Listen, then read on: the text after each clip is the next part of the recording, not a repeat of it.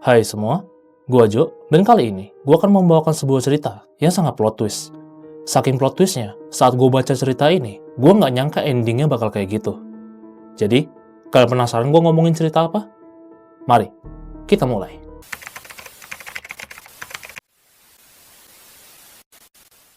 Pada bulan April 1888, tersebar sebuah rumor hantu di sebuah rumah sakit di Massachusetts, Amerika Serikat. Rumornya, para hantu itu adalah arwah gentayangan dari para pasien yang meninggal di sana. Dan konon katanya, siapapun yang bertemu para hantu itu akan meninggal di tempat saat itu juga. Direktur rumah sakit saat itu, Collins Warren, berpikir kalau semua ini hanyalah rumor. Namun, walaupun ini hanya rumor, reputasi rumah sakit tetap menjadi buruk karena itu. Makanya, Direktur Collins memutuskan untuk melakukan investigasi terhadap rumor tersebut. Dia ingin mencari tahu dari mana asal rumor itu dan siapa yang membuatnya. Namun, dari investigasinya, dia tidak menemukan siapa yang membuat rumor itu. Yang ada, malah kesaksian para pasien yang melihat hantu menjadi semakin banyak. Contoh saksinya adalah seorang kakek bernama Michael Hopkins. Dia bersaksi kalau ada seseorang yang naik keranjangnya dan mengelus wajahnya dengan tangan yang dingin. Dan saat dia membuka mata, sesosok makhluk besar, putih, dan bermuka rata terpampang di depannya. Dia pun berteriak dan membangunkan kedua pasien lainnya di kamar itu. Namun, saat kedua pasien lainnya bangun, yang mereka lihat hanyalah sebuah bayangan putih yang melesat dengan cepat menuju kegelapan. Kejadian ini memang terdengar seperti fenomena supranatural, tapi Direktur Collins saat itu berpendapat kalau sebenarnya kakek Jimmy ini sedang mengalami halusinasi karena penyakit meningitisnya. Namun beberapa hari setelahnya, kakek Hopkins meninggal dunia. Sebenarnya wajar saja, karena saat itu meningitis belum ada obat efektifnya dan tingkat kematiannya yang masih tinggi. Namun, yang lebih aneh adalah kedua pasien lainnya yang tidur di kamar yang sama dengan kakek Hopkins juga meninggal dunia. Walaupun penyakit mereka sama sekali tidak parah, yang satu mengalami hernia, yang satu lagi luka-luka luar di kaki. Secara logika, seharusnya mereka berdua tidak ada resiko kematian sama sekali. Namun, yang lebih seram lagi, semenjak kematian kakek Hopkins, banyak pasien dan bahkan perawat yang bersaksi kalau mereka melihat iblis di rumah sakit itu. Karena itu, banyak perawat yang mengajukan resign dan para pasien yang meminta ingin segera cepat pulang. Mereka tidak ingin diobati di situ. Tapi bahkan, setelah semua kejadian dan rumor-rumor yang ada di sana, Collins tetap tidak percaya kalau ini semua ulah setan. Dia malah percaya kalau ada sebuah virus misterius yang menyebar di rumah sakit. Dan virus ini bisa menyebar karena kelalaian entah para dokter ataupun perawat yang menggunakan alat-alat medis secara tidak steril ataupun ceroboh. Karena itu, selama beberapa minggu ke depan, Collins memecat siapapun yang dia anggap kerjanya sembarangan, baik itu perawat, dokter, atau bahkan OB. Tapi, dari semua orang yang dia pecat, ada satu orang yang menarik perhatian, yaitu seorang perawat wanita bernama Jane Topan. Kenapa menarik perhatian? Karena sebelumnya, Jane diakui sebagai perawat terbaik di sana. Orang-orang mengakui Jane sebagai sosok yang ceria, aktif, dan bahkan menyelamatkan nyawa di saat-saat yang kritis. Jane dipecat cuma gara-gara ninggalin pasien sebentar tanpa izin, dan juga memberikan dosis morfin pereda nyeri 2 hari lebih awal dari seharusnya. Pada saat itu, banyak dokter yang membela Jane agar Jane tidak dipecat, karena pertama, mereka merasa pemecatan Jane ini kurang adil, dan yang kedua, kalau Jane dipecat, dia tidak akan bisa bertahan hidup. Kenapa begitu? Mari kita flashback ke masa lalunya si Jane Topan. Jane lahir pada tanggal 31 Maret 1854. Nama aslinya bukan Jane Topan, tapi Honora Kelly. Orang tuanya adalah imigran Irlandia. Dia lahir di daerah kumuh, dan ibunya meninggal karena penyakit TBC di daerah kumuh tersebut. Ayahnya, yang bernama Peter Kelly, adalah seorang pemabuk yang suka KDRT. Tapi, tidak hanya pemabuk dan KDRT, si Peter ini juga tidak waras. Dia yang kerja sebagai penjahit, pernah mencoba menjahit kelopak matanya sendiri. Gara-gara kejadian itu, dia viral di Boston dan dijuluki sebagai Peter from Hell atau Peter dari neraka. Dan juga, kejadian viral ini menarik perhatian para pekerja sosial. Mereka berpikir, bagaimana nasib anak-anak Peter yang tinggal dengan bapaknya yang sakit jiwa seperti ini. Akhirnya, setelah dibujuk-bujuk, Peter setuju untuk memasukkan anak bungsunya, yaitu si Kelly Honora ini, ke panti asuhan perempuan Boston untuk dirawat. Dan setelah beberapa tahun di panti asuhan itu, dia diadopsi oleh seorang wanita bernama Anne Topan. Dan di saat itulah dia berganti nama dari Honora Kelly menjadi Jane Topan. Jane mengira dia akan hidup bahagia bersama ibu asuhnya. Namun ternyata, Anne ini bagaikan ibu tiri dari Cinderella. Dia mengadopsi Jane hanya untuk menjadi pembantu di rumahnya. Juga, Jane harus menahan tindakan diskriminasi dari ibunya sendiri. Tiap kali dia ditanya asalnya dari mana, dia harus menjawab kalau dia dari Italia. Karena pada saat itu, rasisme terhadap orang Irlandia masih sangat tinggi. Singkat cerita, dia tumbuh di lingkungan yang menekan batin seperti itu hingga usia 26 tahun. Pada tahun itu, Anne meninggal dan meninggalkan warisannya kepada anak kandungnya yang bernama Elizabeth Topan. Karena mereka akrab dan tumbuh bareng sejak kecil, setelah Anne meninggal, Jane akhirnya bisa sedikit lebih santai. Tapi 2 tahun kemudian, Elizabeth menikah dengan seorang diakon gereja bernama Orama Brigham. Dan Brigham tinggal bersama di rumah Elizabeth sebagai pengantin baru. Jane merasa kalau dia dan Elizabeth menjadi semakin jauh karena Elizabeth sekarang sudah memiliki suami. Akhirnya, Jane yang sadar diri keluar dari rumah itu. Dan karena Jane ini kerjanya dari dulu merawat orang, dia memutuskan untuk pergi ke Cambridge untuk mencari pekerjaan sebagai perawat. Harus diakui, kalau Jane memang sangat berbakat dengan pekerjaan ini. Dia bahkan mendapatkan julukan The Jolly Jane atau Jane yang ceria. Karena dia sangat peduli kepada pasien-pasiennya, terutama yang sudah tua ataupun yang sedang sakit parah. Tapi, karena mungkin ada yang iri atau tidak suka dengan Jane, pada tahun 1887, seorang perawat bernama Amelia melaporkan kepada rumah sakit kalau Jane melakukan hal tidak senonoh kepada seorang pasien berusia 70 tahun. Dan walaupun tidak ada bukti kuat, Jane tetap dipecat. Terpaksa, dia melanjutkan magangnya di rumah sakit di Massachusetts, Amerika Serikat. Dan kenapa tadi gue bilang, kalau si Jane dipecat, dia tidak akan bisa bertahan hidup? Karena pada masa itu, perawat yang tidak lulus magang setelah 3 tahun tidak akan mendapatkan lisensi praktik. Dan di rumah sakit yang sebelumnya, sebenarnya Jane sudah hampir 3 tahun magang. Dan di abad ke-19, wanita saat itu masih kesusahan untuk mencari pekerjaan yang layak. Tapi Collins masih tetap keras kepala dan akhirnya memecat Jane. Di umurnya yang ke-31 tahun, Jane akhirnya menganggur lagi. Untungnya, ada dokter spesialis yang bernama Dr. William bersedia untuk menawarkan Jane sebuah lowongan pekerjaan, yaitu menjadi perawat pribadi seorang sosialita bernama Mary McClear. Kerjanya tidak butuh lisensi dan gajinya lumayan. Akhirnya, Jane merawat nenek ini sampai tahun 1893. Setelah itu, dia direkomendasikan untuk merawat keluarga Dunham selama 6 tahun. Pada tahun 1897, suami istri Dunham meninggal berurutan. Setelah melayani 2 majikan secara berturut-turut, dan keduanya meninggal, akhirnya Jane merasa sedikit depresi dan memutuskan untuk tidak bekerja dalam waktu yang lumayan lama. Karena sudah lama hidup sendiri dan merasa kesepian, akhirnya Jane memutuskan untuk kembali ke Boston untuk menjenguk adiknya, Elizabeth. Karena kedua saudara tiri ini sudah lama tidak bertemu, mereka sangat senang bertemu dengan satu sama lain. Elizabeth, yang awalnya sedang dalam keadaan depresi, menjadi sedikit lebih baik dengan kedatangan Jane. Mereka berdua bahkan memutuskan untuk pergi healing ke pantai. Tapi, karena Elizabeth yang jarang keluar rumah membuat tubuhnya menjadi lemah, dan setelah bermain di pantai, dia terkena flu dan masuk angin. Dan beberapa hari kemudian, Elizabeth meninggal dunia. Bisa dibayangkan betapa hancurnya hati Jane saat itu. Dia berencana pulang buat healing, malah saudara sendiri dipanggil Tuhan. Dengan hati yang hancur, Jane memutuskan untuk kembali ke Cambridge dan menyewa sebuah rumah milik pasangan suami istri Biddle untuk tinggal di sana. Sampai sini, beberapa dari kalian pasti ada yang berpikir, kok si Jane ini kayak buah sial ya? Mary McClear meninggal, suami istri Dunham meninggal, lalu Elizabeth meninggal. Seharusnya wajar aja sih ya, soalnya beberapa dari mereka kan emang udah tua, kecuali si Elizabeth ya. Dia masih muda, masih prima lah, tapi dia sakit, lalu meninggal. Kalau kalian merasa janggal, ya mari kita mulai cerita sesungguhnya.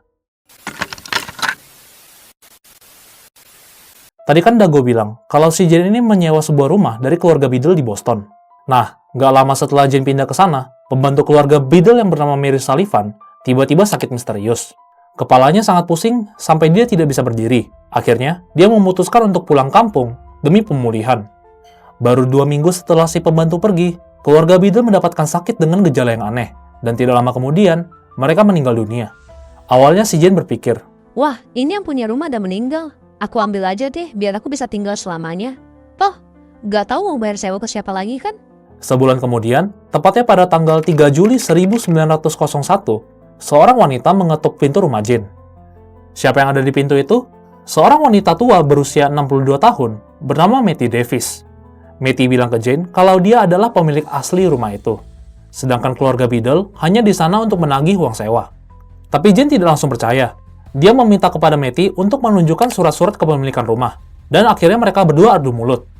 Mungkin karena sudah tua dan lagi emosi pada saat itu, saat Matty sedang menuruni tangga, dia terjatuh, menggelinding, dan patah tulang.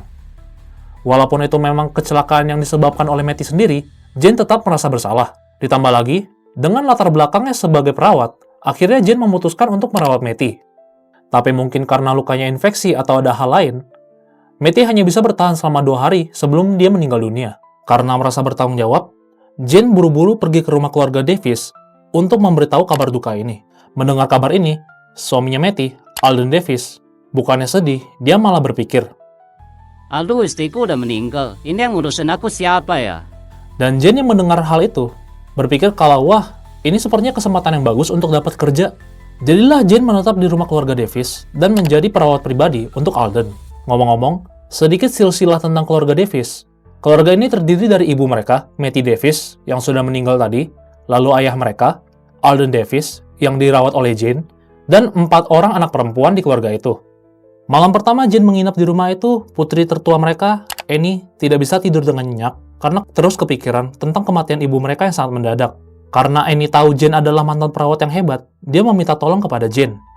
Tentu saja, Jane layani dengan senang hati. Bukan hanya kata-kata penenang, bahkan Annie juga diberikan obat bius oleh Jane agar dia bisa beristirahat. Beberapa malam berikutnya, si Annie minta diobatin terus sama si Jane sebelum tidur. Dan akhirnya, pada bulan Juli 1901, si Annie meninggal. Korban selanjutnya adalah adiknya Annie, namanya Genevieve. Dia ditemukan mati karena bunuh diri. Dia meninggalkan sebuah surat wasiat di meja riasnya. Di surat itu, tertulis kalau dia tidak sanggup lagi menahan kesedihan akibat kehilangan ibu dan kakaknya secara berurutan. Jadinya, dia memilih untuk ikut mengakhiri hidupnya juga. Rumah keluarga Davis pun diselimuti oleh hawa duka dan aura mistis yang pekat. Namun sayangnya, teror ini belum berakhir. Selanjutnya, sang ayah, Alden Davis, yang meninggal karena stroke secara tiba-tiba di dalam kamarnya. 4 hari kemudian, anak perempuan yang bernama Geraldine ikut meninggal juga. Cuma dalam waktu 3 bulan, 2 keluarga sudah habis. Ini sama sekali bukan kebetulan ataupun si Jane yang bawa sial. Tapi, ini adalah sebuah kejadian yang disengaja. Untungnya, putri terakhir mereka, yaitu Mary Davis, sudah memiliki suami. Mertua Mary menjadi yang pertama dan paling vokal menyatakan kalau keluarga Davis sebenarnya dibunuh. Untuk membuktikan kecurigaan mereka, ayah mertua Mary, yaitu Tuan Gibbs, bahkan memanggil polisi, hakim, dan bahkan ahli toksikologi atau ahli racun untuk menginvestigasi kasus ini. Di depan mereka semua, jenazah Mary diotopsi, dan ditemukan kandungan arsenik di dalam tubuh Mary. Sudah jelas, Mary bukan meninggal karena sakit, melainkan karena racun arsenik. Dan kita semua sudah pasti tahu pelakunya siapa kan? Tapi, mengetahui pelakunya saja tidak cukup. Mereka butuh bukti yang lebih kuat untuk membawa Jane ke pengadilan. Makanya, Tuan Gibbs menyewa seorang detektif swasta bernama John Peterson untuk menyelidiki kasus ini lebih dalam. Dan hasil penyelidikan detektif John sangat mengejutkan. Rupanya, masa lalu dan CV-nya Mary itu semuanya 90% palsu. Ya, jadi selama ini gue cerita kibulannya si Jane ya. Kalian masih ingat kenapa si Jane dipecat dari Cambridge? Sebelumnya dibilang karena dia dituduhkan, atau mungkin ada yang tidak suka dengan dia. Tapi nyatanya, itu adalah sebuah cerita yang sudah dipoles oleh Jane. Fakta aslinya, Jane diduga melakukan pelecehan terhadap seorang pasien perempuan bernama Amelia Pinney. Amelia bercerita kalau selama dia dirawat di rumah sakit di Cambridge, Jane lah yang menjadi perawatnya. Dan keadaan dia naik turun. Kadang hari ini bisa lebih baik, besoknya bisa lebih buruk. Gara-gara itu, Amelia terpaksa melakukan rawat inap berbulan-bulan lebih lama daripada yang seharusnya. Dan yang lebih horor lagi, saat dia tidur, dia merasakan ada seseorang yang naik ke kasurnya dan melakukan hal tidak senonoh kepadanya. Dan pas dia melek, ternyata itu adalah wajah Jane yang terpampang jelas di depan mukanya. Untungnya pada saat itu juga, ada perawat lain yang masuk ke dalam ruangannya, membuat Jane harus pergi melarikan diri. Nah, dari kejadian ini, Jane memutarbalikkan fakta sedemikian rupa hingga terlihat kalau misalnya orang lain yang iri kepada dia dan melaporkannya kepada rumah sakit. Dan ceritanya si Amelia ini mirip kayak apa ya? Oh iya, hantu rumah sakit Massachusetts. Tapi yang paling mengerikan adalah kebanyakan pasien yang Jane urus berujung dengan kematian. Sangat sedikit yang bisa selamat. Beberapa dari mereka Bahkan ada yang disiksa secara perlahan selama bertahun-tahun. Mereka dibuat sembuh, lalu dibuat sakit lagi, disembuhin lagi, begitu terus hingga meninggal. Inilah alasan kenapa perawat lain melihat si Jane ini kok kayak jago banget gitu. Ya iyalah, dia yang nyakitin, dia yang nyembuhin juga. Sampai bisa dapat julukan The Jolly Jane. Padahal mereka nggak tahu apa yang Jane lakukan kepada para pasiennya. Penyelidikan ini membuat Detektif John sangat merinding. Namun, setelah semua penyelidikan ini juga, muncul satu pertanyaan. Kenapa Jane mau melakukan semua ini? Apa motifnya?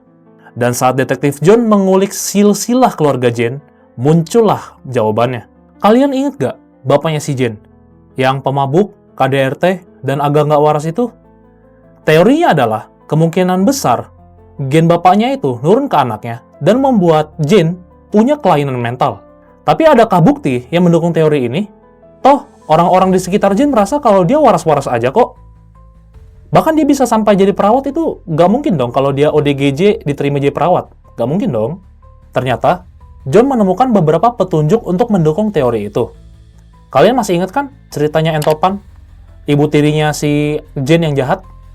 Rupanya, setelah diselidikin oleh si John, si Entopan ini orangnya baik loh. Setelah Jane diadopsi, ibu angkatnya ini memang menyuruh Jane untuk melakukan beberapa tugas. Tapi, nggak cuma si Jane doang, si Elizabeth juga disuruh kok untuk ngelakuin tugas yang sama. Jadi sebenarnya nggak ada diskriminasi di antara anak angkat maupun anak kandung. Dan bahkan, Entopan mau untuk membayarkan sekolah perawat untuk si Jane. Logika aja, kalau memang si Jane ini dianggap cuma pembantu, kenapa disekolahin sampai bisa jadi perawat gitu? Nggak cuma sampai situ, saat si Jane lulus SMA, Entopan memberikannya uang $50 untuk mengejar cita-citanya. Walaupun kedengarannya sedikit, $50, tapi ingat, ini abad ke-19. Kemungkinan besar, itu bisa tahan 3 bulan. Ibu angkat yang udah sebaik ini difitnah habis-habisan sama si Jane. Sebaliknya, pas masih sekolah dulu, si Jane ini udah nunjukin tanda-tanda kepribadian antisosial. Contohnya, dia sering pamer ke teman-temannya kalau bapaknya sudah pernah keliling dunia. Ini abad ke-19 ya guys, jadi kalau keliling dunia tuh hampir sangat sulit, bahkan kalau kalian bangsawan sekalipun. Gak berhenti sampai di situ, dia ngaku-ngaku punya kakak perempuan yang menikah sama pangeran Inggris. Dan bahkan saat magang di rumah sakit, dia pernah ngaku-ngaku direkrut oleh Kaisar Rusia untuk menjadi perawat pribadinya. Udah jelas, ini halu tingkat kronis. Masalahnya, walaupun Detektif John sudah mendapatkan banyak bukti mengenai masa lalu Jane, tidak ada bukti konkret yang mengatakan kalau si Jane ini meracuni keluarga Davis. Saat semua orang sudah putus asa untuk mencari keadilan demi keluarga Davis, tiba-tiba muncullah sebuah titik terang. Kalian masih ingat kan? Saat si Jane pergi ke rumah Elizabeth dan mengajak dia untuk pergi ke pantai, untuk healing, dan tiba-tiba, saat pulangnya, Elizabeth masuk angin dan meninggal.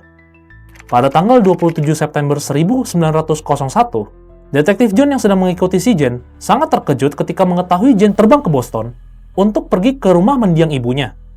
Ngapain? Kan ibu dan kakak tirinya sudah meninggal. Rupanya, dia sedang mencari kakak iparnya, Oramel si diakon gereja. Begitu ketemu Oramel, si Jane bilang kalau dia ingin langsung menikahinya. Tapi si Oramel ini nggak bodoh. Kematian istrinya yang misterius itu selalu membuat Oramel curiga kepada Jane mengenai sangkut paut kematian istrinya. Jadi, Oramel menolak mentah-mentah ajakannya si Jane. Enggak disangka, si Jane malah makin nekat lagi. Dia ngaku-ngaku hamil anaknya Oramel. Dihadapin sama wanita gila seperti ini, Oramel tidak tinggal diam. Dia mengancam balik. Mending kau keluar dari sini atau kupanggil polisi. Dan seketika, nyalinya Jane langsung ciut. Dia pergi ke dapur, nuangin air buat Oramel, lalu minta si Oramel tenang dan minum airnya. Lalu dia pamit pulang. Detektif John yang lagi di luar jendela melihat semua kejadian itu. Dia lalu meminta gelas yang diberikan Jane kepada Oramel dan memberikannya kepada ahli toksikologi. Dan kalian tahu isinya apa? Morfin dosis tinggi. Yang kalau kalian minum, kalian bakal sesak napas ekstrim, koma, dan kemudian meninggal dunia. Tanggal 29 Oktober 1901, Jane ditetapkan sebagai tersangka percobaan pembunuhan kepada Oramel dan tersangka utama kasus pembunuhan keluarga Davis. 2 hari kemudian, sidangnya pun dimulai. Dan kelakuan Jane bikin semua orang yang ada di sidang itu melongo.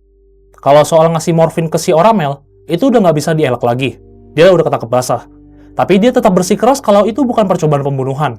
Alasannya, Dia cuma ingin memberikan itu agar si Oramel sedikit relax dan ngefly. Dia juga mengaku kalau dia tidak tahu dosis fatalnya morfin. Terus soal ngebantai keluarga Davis, dia ngelak total. Pokoknya dia bilang itu nggak pernah terjadi. Jaksa akhirnya mengeluarkan kartu as mereka, yaitu bukti autopsi kematian Mary yang mati keracunan akibat arsenik. Tapi Jane tetap kalem. Dia bahkan membalas fakta itu dengan dua argumen simpel. Pertama, di cairan pengawet mayat atau formalin, itu kan memang ada kandungan arseniknya. Dari mana kalian bisa yakin kalau Mary mati karena diracun arsenik? Kedua, kalau Mary beneran diracun, mana buktinya anggota keluarga Davis yang lain juga diracun? Dua kalimat ini sukses bikin jaksa speechless. Benar juga, dokter forensik kan menyuntikkan formalin kepada Mary saat melakukan autopsi. Ditambah, mereka juga belum mengetes jasad keluarga Davis yang lain. Gara-gara bukti yang kurang kuat, akhirnya mereka terpaksa membongkar makam keluarga Davis satu persatu untuk melakukan tes racun. Mereka juga memanggil puluhan saksi lainnya untuk bersaksi di pengadilan. Dan pengadilan dilanjutkan pada tahun 1902, setahun setelah kejadian. Di hadapan semua bukti-bukti baru dan solid ini, Jane tidak lagi bisa mengelak dan mengaku bersalah. Dan saat ditanya apa motif pembunuhannya Jane, jawabannya bikin semua orang geleng-geleng kepala. Dia bilang, dia menjadi pembunuh berdarah dingin karena pada usianya 16 tahun, dia dicampakkan oleh pacarnya yang merupakan seorang PNS di kota Lowell. Dan saat mereka mau bertunangan, si cowok kabur bersama cewek lain. Kata Jane, coba kalau waktu itu dia tidak ditinggalkan. Dia pasti sudah menjadi ibu rumah tangga yang normal-normal saja. Masalahnya, nggak ada satupun orang di sana yang tahu kalau Jane ini punya pacar. Karena pengadilan itu tempat yang serius, walaupun kesaksian yang ngibul tetap harus dicek. Hasilnya, cowok PNS di kota Lowell itu nggak pernah ada. Ini memang si Jane yang ngehalu. Di titik ini, hakim pun mulai curiga kalau si Jane ini memang beneran gila. Dia bahkan memanggil dokter kejiwaan untuk mengecek. Coba bayangin, kalau napi lain kemungkinan udah pasti pura-pura gila gitu untuk menghindari hukuman. Tapi si Jane, dia malah bersikeras kalau dia itu waras. Iya, kelihatan gilanya sih ini. Akhirnya sidang pun ditunda dan hakim memanggil dokter psikiater paling top saat itu untuk mengecek si Jane. Pada tanggal 23 Juni 1902, akhirnya vonisnya Jane dibacakan. Para juri memutuskan kalau Jane Topan bersalah atas pembunuhan 31 orang. Seharusnya dia dihukum mati, tapi karena dianggap memiliki gangguan jiwa berat, dia divonis tidak bersalah dengan alasan gangguan jiwa. Kalian mikir apa pas denger ini? Kalau orang normal sih udah pasti seneng ya menghindari hukuman mati. Tapi si Jane ini bukan orang normal. Di ruang sidang itu juga, dia narik pengacaranya dan berteriak ke satu ruangan. Aku tidak membunuh 31 orang, aku membunuh 100. Dengar itu, otak pengacaranya langsung hang. Semuanya langsung cengok, karena seumur-umur di pengadilan, orang tuh pengennya pengeringanan hukuman. Ini malah minta nambah. Ya, ini orang gila sih ya, jangan ditiru. Akhirnya, pengadilan mengadakan rapat cepat. Hukuman matinya si Jane tetap batal, tapi sebagai gantinya, Jane dijeblosin ke rumah sakit jiwa Taunton, dan tidak diperbolehkan untuk keluar dari sana seumur hidupnya. Dan di sanalah cerita The Jolly Jane berakhir. Cerita macam apa itu guys? Gue awalnya baca cerita ini tuh kayak kasihan banget ya si Jane ya, hidupnya sial banget. Tapi pas pertengahan, wah ini orang halunya tingkat dewa guys, gak bohong.